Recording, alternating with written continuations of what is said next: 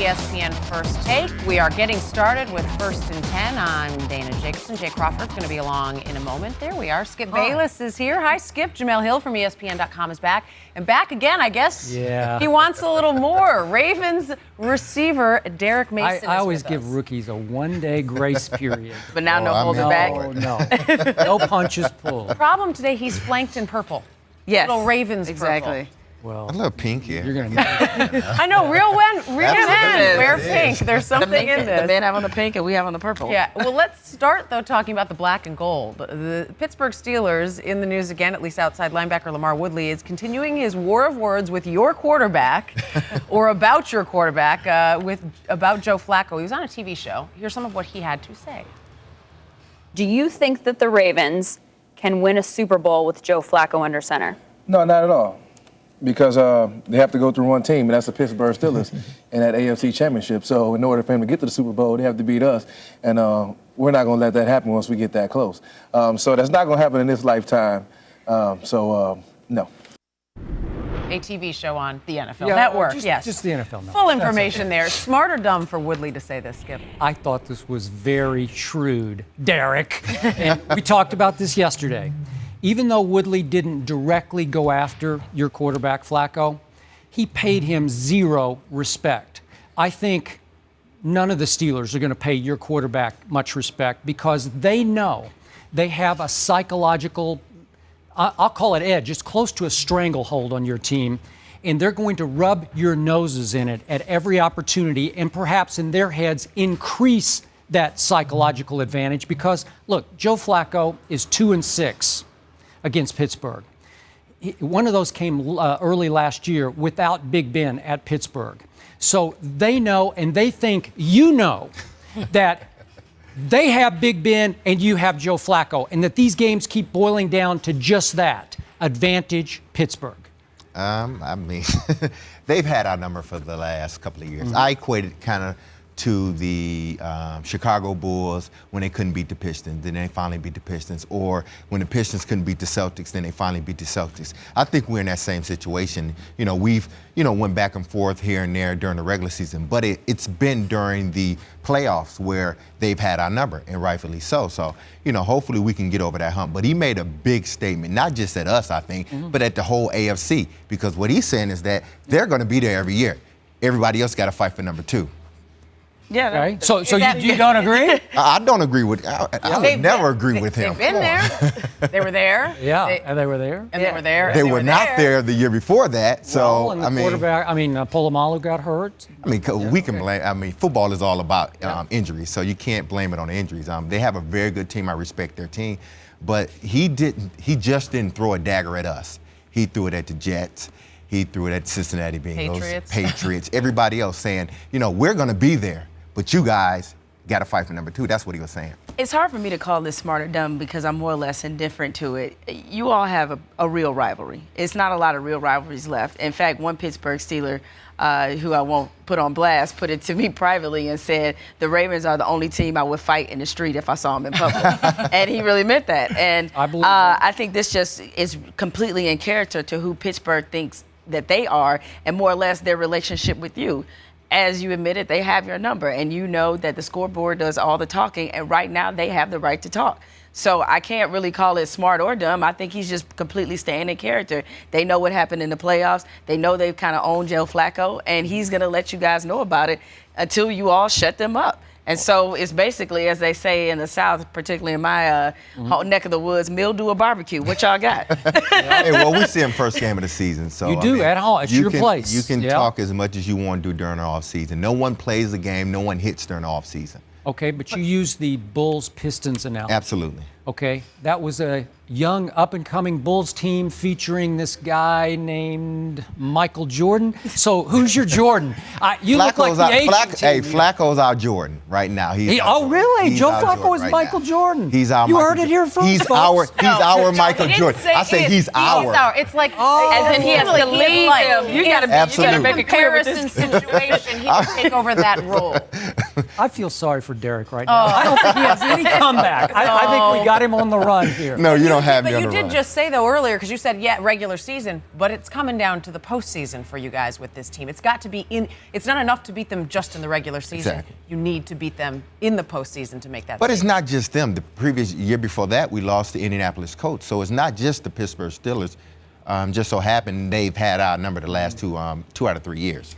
NBA draft is coming up on Thursday, so we'll switch gears, talk a little bit about that. Jimmer Fredette is sort of, if I can make this comparison, I'm not saying he's Tim Michael Tebow. Jordan? Oh. Yes, I'm not going to say he is Tim Tebow. I'm saying he is like Tim Tebow in regards to his status going into the draft. The way that Tim Tebow was looked at going into the NFL draft, is he going to make it as a pro? Is he not? We know what he did in college. Will it translate? That's what people are saying about Jimmer Fredette. Oh, you're not saying it, but people are saying it. People are saying it. Go I'm ahead. not telling you what I I'm know, saying. I understand. End of their careers, NFL career, NBA career, who will have the better career, Fredette or Tim Tebow? Right now, I'm going to go with Tim Tebow because this is strictly about opportunities. Tim Tebow, I believe, is definitely going to get his chance to be a starting quarterback. He has already received that chance, and I think they're going to see what he can do ultimately before deciding how they're going to play out at that position. So if he gets the chance to start, then that's going to give him more opportunities. Jimmer Fredette, I still see him as a role player, a successful one, but I don't know if he's going to get in the position to maybe single-handedly lead a franchise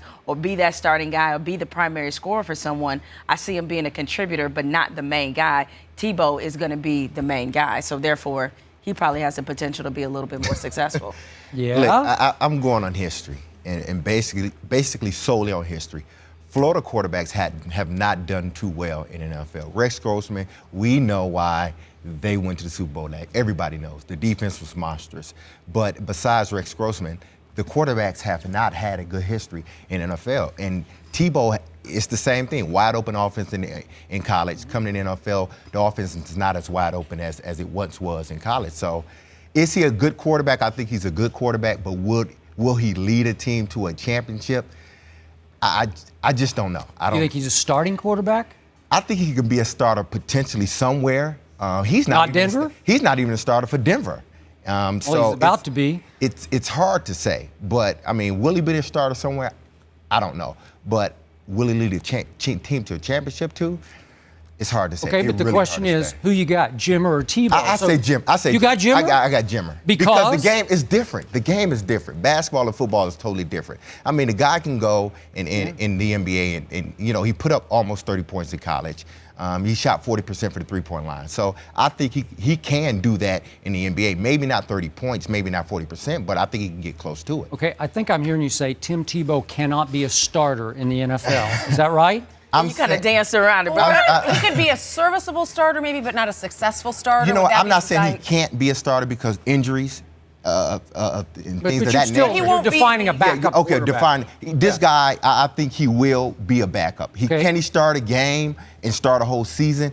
Is yet to be seen. Will Jimmer be a starter? To answer this question, if you're going Jimmer, you better have him as a starter in this league. I think he can be. I think potentially he can be a Or starter. could he have more impact as a you can have more impact as a bench player in basketball than you can as a bench player potentially. Okay. I think they give you more chances in the All right. NBA. I just think they do. And I think this entire question is a huge insult to Tim Tebow because it ain't even close to me. Look, Jimmer Fredette will not be a starter in the NBA. I will book that. He will not be a starter unless there are serious injuries. But right out of the box, no, he won't be a starter.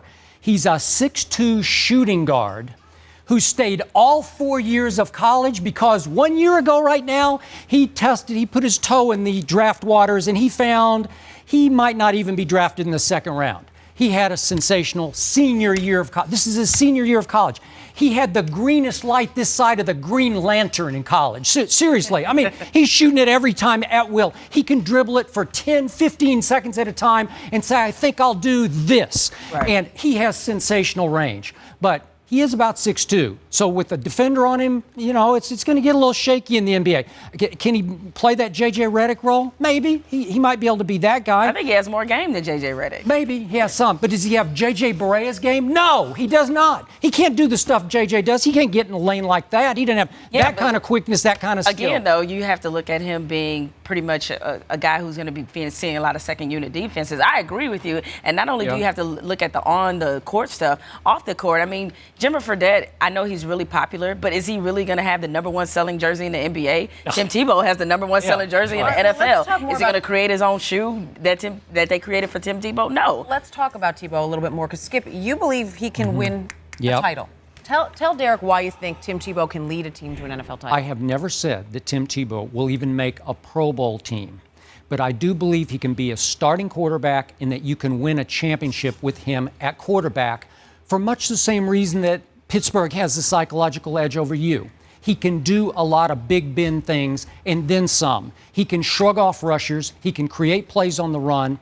He is very athletic, and he has all the intangible, all the leadership factor, all that kind of skill set, the will.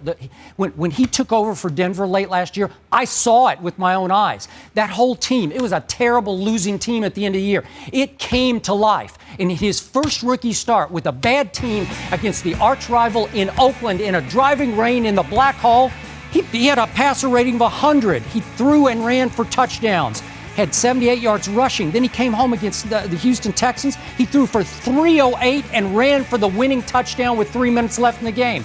Didn't throw as well against San Diego, 205 yards, 2 touchdowns, 2 interceptions, but he did run for 94 yards against the Chargers.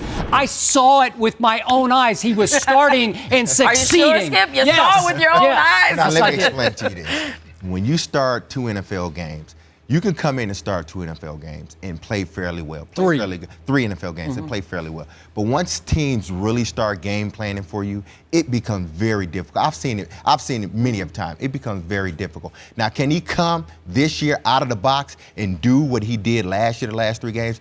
It's yet to be seen. You're saying this guy is just what you're saying is that he's better than Joe Flacco.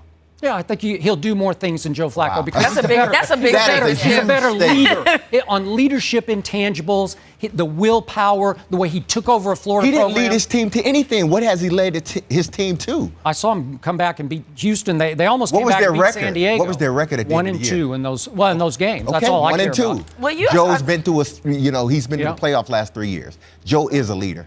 Well, yeah, and he's playing on a way better team than this team. Well, I think you also have to take into account that I don't think Skip is necessarily saying, again, that he'll be some Pro Bowler. I think he's going to always have an ugly, kind of unattractive game where he just kind of makes a play. But this is sort of like the question we used to ask all the time, Tiger or the field? Where's Tebow or the field? And I'm taking the field. Because if you just look at from an opportunity standpoint, to win an NFL title, it's just way too difficult. It's just a small window, and particularly if he stays in Denver. I mean, we don't know where he's going to end up, what kind of situation. He's a guy that a lot of teams have to kind of take a gamble on because you have to convince yourself that he's beyond some of the ugliness you may see him on the field. He's not going to have the best mechanics. He's going to look a little sloppy. He's going to kind of bulldoze and clumsy and be clumsy about it. So you have to convince yourself that this is the guy that we want to put on a winning team. And I just don't know if that's in the cards for him. He's a football player, I tell you that. He is. All right, we're going to leave it there. That does it for First Down. Coming up a little later in First and 10, a recent NFL.com article suggests the lockout may hinder the development of the league's young quarterbacks, making recently retired players more attractive. Brett Favre. We'll let Skip and these guys dive into that a little later. Jay, what else is coming up? You're making